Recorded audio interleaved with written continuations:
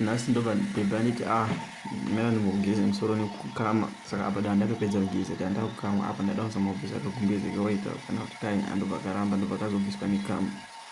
Munhu wacho ndobva anga achiita actions zvake pakukama aite zvekutamba. So chazoitika ndechekuti ndanda kupiswa ndobva ndanga kucomplaina ndanda kupiswa nebhurowa musana inge ichiramba yakatoiswa panowani. Bebi ndopazofunga zikanzi iwewe manje hembe yako haisi yewaiti here nekuti inozara nhengerekini inozara mavhudzi apo unenge uchikamwa achibva mavhudzi nemakweni. Ndobva nditi bvisa hembe iyoyo ndobva ndabvisa ndobva ndanzi usabvise hembe kuti ndibvise hembe palive papa patv hazviite. Ndobva nditi pafacebook ubvise hembe hazvide. Ndobva nditi tichita kupfeka juzi pamusoro zviinde pajuzi. Juzi racho taipeya yekuti harina miri zvinhu. Ndobva takundinya zvedu ndobva atanga kukama futi achiblowa kukama futi achiblowa kama achiblowa.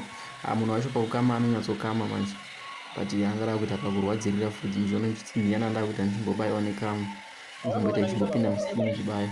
Munhu wacho obva wamudza kuti wandibaya obva atokuseka apo ndobva ndati ndimbomwe mvura kuitira kuti kurwadza kuite kushoma kwokukama bvudzi rinorwadza munoziva mwese. Ndobva ndatanga kukama ndobva ndatanga hadi kutotaura tunyaya tichikamana tichitaura nyaya tichikamana zvedu nemudiwa wangu.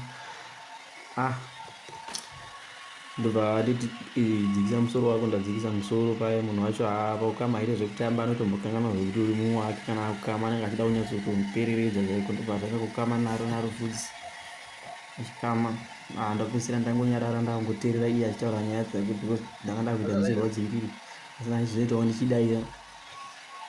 Regai ndimbokisei mumbonzwe saundi yebhurowa nedzimwe nyaya dzatanga tichitaura munozofunga kuti pamwe ingori vhidhiyo.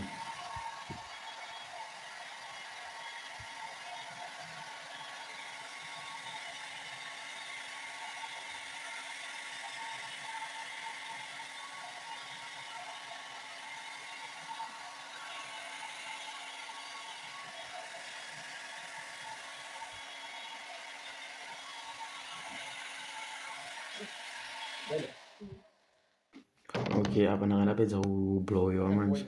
Ndobva ndati wapedza kublowa sei apo pane kagumbezi zikanzi mira. Ndobva ndati ndakuda kukama manje pasina blowa. Ndobva atanga kundikama bvudzi riya zvanga zvava kuchirwadza manje. Ndakuchikamwa pasina blowa ranga ranzi ndinoda kurienzanisa. Inini ndaenda kungorwadzira nechemukati ndisingachatauri. Ndakungotensera musoro ndichikamwa. Ndobva ndapedza kukamwa paya zvikanzi hazvaita. Ndasvika kumarathon zvikanzi ndiani ane bvudzi hombe. Ndikadzoka uone kuti ndiani ane bvudzi hombe ona rangu murebero warakaita zvikanzi ndichade rako hombe. Anga achiziva nechemwoyo ati hana hake kuda kubvuma munhu wacho because pride iripo ipapa.